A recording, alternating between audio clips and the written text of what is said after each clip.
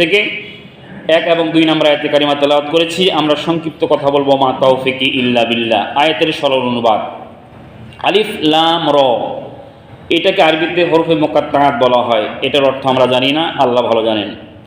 এরপর আল্লাহ বললেন কিতাবুন, এক বচন, আনজালনাহু ইলাইকা, আল্লাহ বলেন হে নবী একটি মাত্র কিতাব, আনজালনা আমি নাজিল করেছি, ইলাইকা আপনার উপর। কোরআন নাজিল হয়েছে কার উপর? নবীর উপর। সেই নবীর নাম হলো হযরত মুহাম্মদ সাল্লাল্লাহু আলাইহি ওয়াসাল্লাম। আল্লাহ বলেন হে নবী আমি একটি মাত্র কিতাব আপনার উপর নাজিল করেছি। কেন নাজিল করেছে আল্লাহ? নবী এই কিতাব দিয়ে তাবিজ লিখবেন, সেজন্য। মানুষ মারা গেলে ফতেহা বাড়িতে কোরআন শরীফ 3 খতম দিয়ে আমরা কোনো ব্যক্তিকে জান্নাতে পাঠাবো সেই জন্য না, ঝাড়ফুঁক করার জন্য না। আল্লাহ কেন নাজিল করলেন? আল্লাহ আবার বলতেছেন লিতুখরিজান নাস, লি মানে জন্য, খারাজা মানে বের হওয়া, বের করা, যেন আপনি মানুষদেরকে বের করে নিয়ে আসতে পারেন। জুলুমাতি ইলান নূর, জুলুমাত মানে অন্ধকার, শব্দটি বহু বচন, নূর শব্দটি এক বচন। আল্লাহ বলে অসংখ্য অন্ধকার থেকে মানুষদেরকে যেন আপনি এক আলোর দিকে নিয়ে আসতে পারেন, সেই জন্য আমি আপনার উপর কোরআন নাজিল করেছি। সুবহানাল্লাহ। তাহলে আল্লাহ বলেন নবী আমি আপনার উপর কোরআন নাজিল করেছি এই জন্য যে অসংখ্য অন্ধকার থেকে আপনি যেন এই কোরআনের মাধ্যমে মানুষদেরকে একটি আলোর দিকে নিয়ে আসতে পারেন। যখন কোরআন নাজিল হয়েছিল মক্কায় কিন্তু তখন পরিবেশ ভালো ছিল না। আমরা সকলে জানি আইএমএ জাহিলিয়াতের সমাজ ছিল তখন। জোর জার মুল্লুকতা, খুনকা বদলা খুন, খুনের বদলে খুন, যে যেমন সে তেমন করতো, বিচার ব্যবস্থা বলতে তেমন কিছুই ছিল না। সেই সময় আল্লাহর নবী মুহাম্মদ সাল্লাল্লাহু আলাইহি ওয়াসাল্লাম দুনিয়াতে আসলেন, অসংখ্য অন্ধকার ছিল। যখন কোরআনের দিকে মানুষদেরকে ডাকলেন, যারা মানুষের জীবন নিয়ে সিনেমিনি খেলতো, যারা মানুষের সম্পদ জোর জুলুম করে দখল করত, কোরআনের আলোয় আলোকিত হয়ে তারা একটি আদর্শ সমাজ গঠন করেছিল কোরআনের মাধ্যমে। কিসের মাধ্যমে? কোরআনের মাধ্যমে। দূর হয়েছিল অসংখ্য অন্ধকার। সেজন্য এই কোরআন এখনো আছে, তখনও ছিল, এখনো আছে। আমরা ইচ্ছা করলে এখনো আমাদের সমাজ থেকে সকল প্রকার অন্যায় দূর করতে পারি কোরআনের মাধ্যমে। পারি কিনা? অবশ্যই পারি। কারণ বিশ্বনবী মুহাম্মদ রাসূলুল্লাহ সাল্লাল্লাহু আলাইহি ওয়াসাল্লাম বলেছেন মান ক্বালা বিহি সাদাকা, যে ব্যক্তি কোরআন দিয়ে কথা বলে সে সত্য কথা বলে।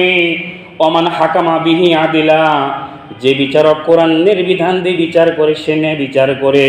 ওমান আমিলা বিহি উজরা, যে ব্যক্তি কোরআনের বিধান দিয়ে আমল করলো সে ভালো আমল করলো। ওমান হাদা হুদিয়া ইলা সিরাতিম মুস্তাকিম, যে ব্যক্তি কোরআনের হেদায়েত প্রাপ্ত হয়ে হেদায়েত প্রাপ্ত হলো সেজন্য জান্নাতের রাস্তা পরিচালিত হলো। সুবহানাল্লাহি বিহামদিহি। কারণ এই কোরআন সেই কোরআন, তখনও পরিবর্তন করেছে, এখনো পরিবর্তন করা সম্ভব। আল্লাহ রাব্বুল আলামিন বললেন অসংখ্য অন্ধকার থেকে মানুষদেরকে আলোর পথে নিয়ে আসার জন্য কোরআন নাজিল করেছে। আবার কোরআনকে প্রশ্ন করি, কোরআন আর কি উদ্দেশ্য আছে? আল্লাহ রাব্বুল আলামিন কোরআনের আরেক জায়গায় বললেন আলিফ লাম মিম যালিকাল কিতাবু লা রাইবা ফীহি হুদাল লিল মুত্তাকিন। আল্লাহ বললেন জালিকাল কিতাব, এটি আমার একটি কিতাব, লা রাইবা ফীহি, কোরআনের মধ্যে ভুল তো নেই, কোনো সন্দেহ নেই। হুদাল লিল মুত্তাকিন, আর এই কোরআন হলো মুত্তাকিদের জন্য হেদায়েত। সুবহানাল্লাহ বিহামদিহি। যারা মুত্তাকি তাদের জন্য এই কোরআন হলো হেদায়েতের কিতাব।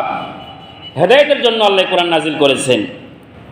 তাহলে আল্লাহ বললেন অন্ধকার থেকে দূর মানুষদেরকে আলোর পথ দেখার জন্য কোরআন নাজিল করেছি।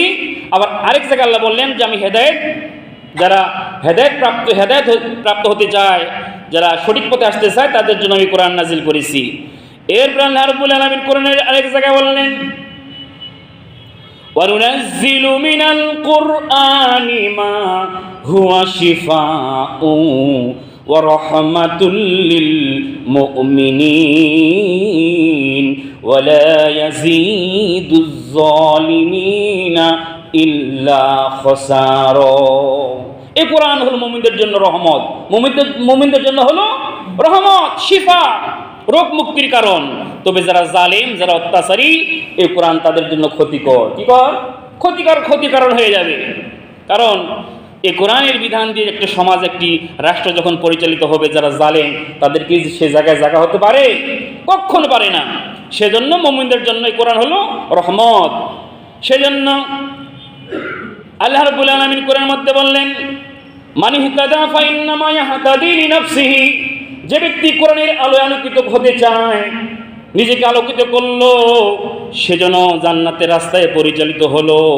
ওমান দাল্লা ফাইন্নামা ইয়াদিল্লু আলাইহা, যে ব্যক্তি কোরআনের হেদায়েত ইচ্ছাকৃতভাবে গ্রহণ করলো না, জানার পরও বোঝার পরও সে কোরআনটাকে বাদ দিয়ে তার মন মতো জীবন পরিচালনা করলো, সেজন্য নিজের ঠিকানা জাহান্নামের রাস্তায় বেছে নিল। ওমান দাল্লা, যে ব্যক্তি ভুল পথে গেল, সে তো সঠিক পথ থেকে দূরে সরে গেল, যে কোরআনের হেদায়েত প্রাপ্ত হলো না, হে নবী সেজন্য জাহান্নামের রাস্তাই বেছে নিল। সেজন্য আমরা কি জাহান্নামের রাস্তা বেছে নিতে চাই? কখনো চাই না। আমরা কিসের রাস্তা বেছে নিতে চাই? আমাদের প্রথম ঠিকানা ছিল জান্নাত। আমাদের আদি পিতা হযরত আদম আলাইহিস সালাতু ওয়াস সালামের বাড়ি ছিল কোথায়? জান্নাতে। জান্নাত থেকে আমরা দুনিয়াতে এসেছি। আমাদের ঈমানদার বান্দাদের সর্বশেষ ঠিকানা, লক্ষ্যস্থল হলো আবার আমরা জান্নাতে যেতে চাই। সেজন্য কোরআনের আমাদের শিক্ষা গ্রহণ করা লাগবে, কোরআন পড়তে হবে, জানতে হবে। বিশ্বনবী মুহাম্মদ রাসূলুল্লাহ সাল্লাল্লাহু আলাইহি সাল্লাম বলেছেন, আল কোরআনের হক হলো 5টা। কোরআনের হক কয়টা? 5টা। যেমন আমরা বলি বাবার প্রতি সন্তানের হক, মায়ের প্রতি মেয়ের হক, তেমনি ভাবে আল্লাহ নবী বলেছেন কোরআনের হক হলো আমার উম্মতের উপর 5টা। কয়টা হক? 5টা হক। 1 নম্বর, বিশ্বনবী মুহাম্মদ রাসূলুল্লাহ সাল্লাল্লাহু আলাইহি সাল্লাম বললেন, হে আমার উম্মতেরা, তোমাদের উপর কোরআনের 1 নম্বর হক হলো তোমরা কোরআন শিখবে, তোমরা কোরআন জানবে। এটা তোমাদের উপর দায়িত্ব এবং কর্তব্য। আল্লাহ নবী মুহাম্মদ সাল্লাল্লাহু আলাইহি সাল্লাম এবং কোরআনের মধ্যে আল্লাহ রাব্বুল আলামিন বলেছেন, কোরআন শিক্ষা করা উম্মতে মুহাম্মাদের উপর ফরজ। কি ফরজ? নামাজ পড়া যেমন ফরজ, রোজা করা যেমন ফরজ, হজ করা সম্পদশালীদের উপর যেমন ফরজ, তেমনিভাবে কোরআন শিক্ষা করাও কি ফরজ। আর এই কোরআন যদি শিক্ষা না করি, বিপদ কি হবে? অনেক বিপদ হবে। এই কোথাও কোরআনের মধ্যে আল্লাহ রাব্বুল আলামিন বলেছেন, যদি আমরা কোরআন শিক্ষা না করি, কোরআন যদি না পড়ি, বিপদ কি হবে?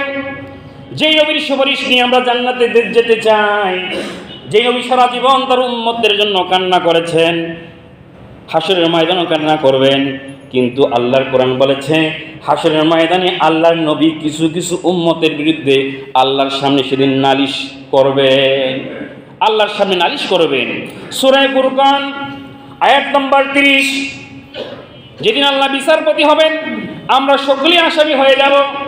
আল্লাহ নবী সেদিন বলবেন, অকলা রসুল, ওয়া মানে এবং কলা মানে বলবে, রসুল মানে আমাদের নবী, আমাদের নবী বলবেন, মুহাম্মদ সাল্লাল্লাহু আলাইহি ওয়াসাল্লাম বলবেন, ইয়া রব্বি, হে আমার রব, ইন্না নিশ্চয়ই কওমি, এই আমার উম্মতেরাই, হাযাল কুরআনা মাহজুরা, দুনিয়াতে কোরআনকে পরিত্যক্ত হিসেবে গ্রহণ করেছে, এটার কোনো মূল্য দেয় নেই, কোনো দাম দেয় নেই, এটাকে তারা পরিত্যক্ত হিসেবে গ্রহণ করেছে।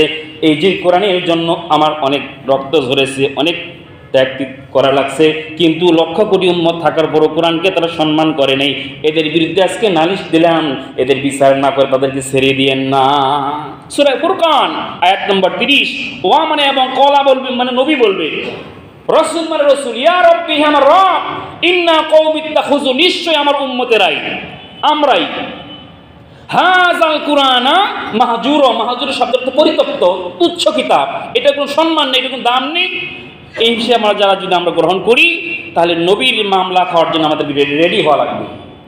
আরেক জায়গায় আল্লাহ রাব্বুল আলামিন বললেন, যদি কোরআনকে আমরা সম্মান না করি, কোরআনকে আমরা যদি দাম না দেই, আল্লাহ কোরআন এক জায়গায় বলেছেন, ওয়ামান আ'রাদা আন যিকরি, জিকির মানে এখানে কোরআন। যে ব্যক্তি দুনিয়াতে আমার কোরআন থেকে দূরে সরে থাকবে, ওই ব্যক্তির জীবন হবে ওমান আ'রাদা আন যিকরি ফাইন্না লাহু মাঈশাতান দনকা। দনকা মানে অশান্তিময়, তার জীবনে কোনো শান্তি থাকবে না। যে ব্যক্তির জীবনে কোরআন থাকবে না, তার টাকা থাকতে পারে, পয়সা থাকতে পারে, অনেক কিছু থাকতে পারে, কিন্তু তার জীবনে কোনো শান্তি থাকবে না। শান্তি আল্লাহ তার জীবনে দিবে না। দেখবেন অনেক টাকা পয়সার মালিক, অনেক ফ্ল্যাটের মালিক, কিন্তু লোকটাকে বলবেন, ভাই তুমি কি শান্তিতে আসছো? না, আমি তো শান্তিতে নাই। কারণ শান্তি দেওয়ার মালিক কে? আল্লাহ। যে ব্যক্তি কোরআন থেকে দূরে সরে থাকবে, আল্লাহ বলেছে ওর জীবন ও শান্তি ভরে যাবে, কোনো শান্তি থাকবে না। কোরআন সূরা, এটা হলো আল্লাহ রাব্বুল আলামিন বলতেছেন সূরা হামিমের মধ্যে বলতেছেন 30 আয়াতে আল্লাহ বলতেছেন যে ব্যক্তি আমার কোরআন থেকে দূরে সরে থাকবে তার জীবনে কোনো শান্তি থাকবে না। শুধু শান্তি থাকবে না, অনাহশুরুহু ইয়াওমাল কিয়ামাতি আমা, যে ব্যক্তি দুনিয়াতে আমার কোরআন থেকে দূরে সরে থাকবে, হাসরের ময়দানে ওই ব্যক্তিকে আমি অন্ধ করে তুলবো, সে চোখে দেখবে না। আমরা তখন বলবো লিমা হাসরাতানি আমা, আল্লাহ দুনিয়াতে দেখতে পেতাম, চোখ ছিল, আজকে হাসরের ময়দানে কেন আমি দেখতে পাচ্ছি না? আমার চোখ কেন অন্ধ হয়ে গেল? আমি দেখতে পাচ্ছি না কেন? আল্লাহ রাব্বুল আলামিন বলবেন কোরআনের বিধান তোমার সামনে দুনিয়াতে গিয়েছিল, দেখার পর অন্ধের মতো অনুসরণ করেছিলে, এই অপরাধে আজকে তোমাকে অন্ধ করে তুললাম, তুমি আমার সাথে কথা বলো না। ওয়া কাযালিকাল ইয়াউমা তুনসা, আজকে আমি তোমাকে ভুলে গেলাম। সেদিন আল্লাহ আমাদেরকে ভুলে যায়, বাঁচার কোনো উপায় আছে? কোনো বাঁচার উপায় নেই। সেজন্য নামাজ পড়া যেমন ফরজ, রোজা করা যেমন ফরজ, কোরআন শরীফ শিক্ষা করাও তেমনি ফরজ, আমাদের শিখতেই হবে। কেন শিখতে হবে? হাসরের ময়দানে আল্লাহ বলবেন ইকরা ওয়ারাত্তাকি ওয়ারাত্তিল কামা কুনতা তুরাত্তিল ফিদ দুনিয়া, দুনিয়াতে কি তুমি কোরআন শরীফ পড়েছো? আল্লাহ বলবেন যদি পড়ে থাকো ইকরা, তাহলে তুমি আজকে পড়ো, আমাকে কোরআন শরীফ তেলাওয়াত শোনাও আর শোনো, এবং তুমি তোমার জান্নাতের দিকে রওনা করো। জোরে বলি সুবহানাল্লাহি বিহামদিহি। ইকরা পড়ো, ওয়ারাত্তাকি ওয়ারাত্তিল কামা কুনতা তুরাত্তিল ফিদ দুনিয়া, যেমনি দুনিয়াতে তুমি কোরআন শরীফ পড়েছিলে, আজকে কোরআন শরীফ পড়ে আমাকে শোনাও আর জান্নাতের দিকে রওনা করো। যদি আজকে দুনিয়াতে কোরআন শরীফ শিক্ষা না করি, সেদিন কি আমরা পারবো না। সেজন্য আমাদের কোরআন শরীফ শিখতে হবে, সেদিন আল্লাহ আমাদেরকে জিজ্ঞাসা করবে। আর কোরআন শরীফ শিক্ষা করলে তো অনেক লাভ, অনেক ফজিলত। মুহাম্মদ সাল্লাল্লাহু আলাইহি ওয়াসাল্লাম বলেছেন যে ব্যক্তি একটি হরফ পড়লো, সাথে সাথে তার আমলনামায় 10টি সওয়াব লেখা হয়ে গেল। বলি সুবহানাল্লাহি ওয়া বিহামদিহি। আরেক হাদিসের মধ্যে বলেছেন মান করাল কোরআন, যে ব্যক্তি কোরআন শিক্ষা করলো, ফাস্তাযহারাহু ফাহাল্লাল হালালাহু, হালালগুলোকে গ্রহণ করলো, হারামাহু, হারামগুলোর থেকে দূরে সরে থাকলো, আদখালাহুল জান্নাহ, ওই ব্যক্তিকে আল্লাহ জান্নাতে প্রবেশ করাবেন।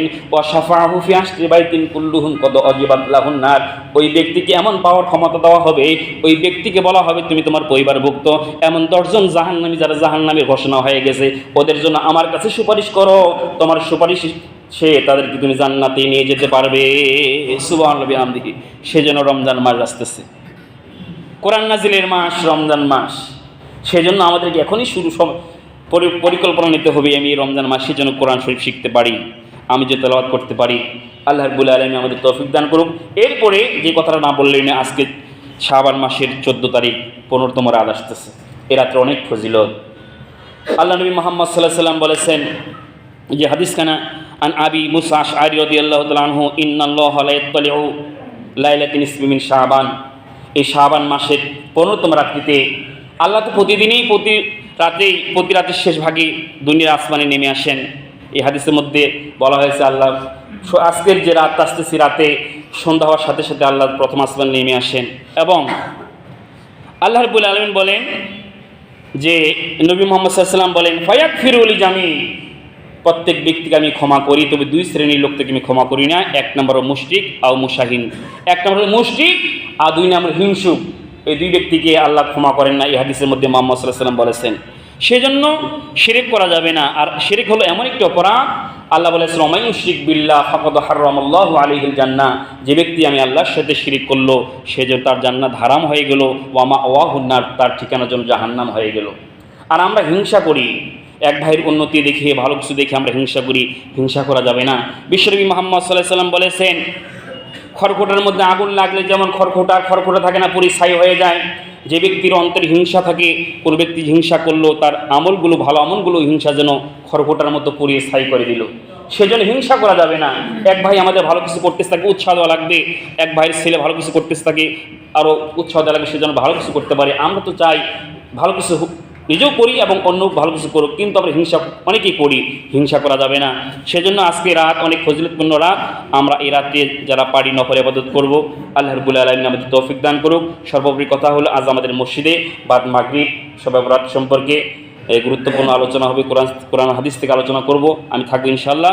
আপনাদের সকলের দাওয়াত, আপনারা আসবেন। আসসালামু আলাইকুম ওয়া রাহমাতুল্লাহি ওয়া বারাকাতুহু।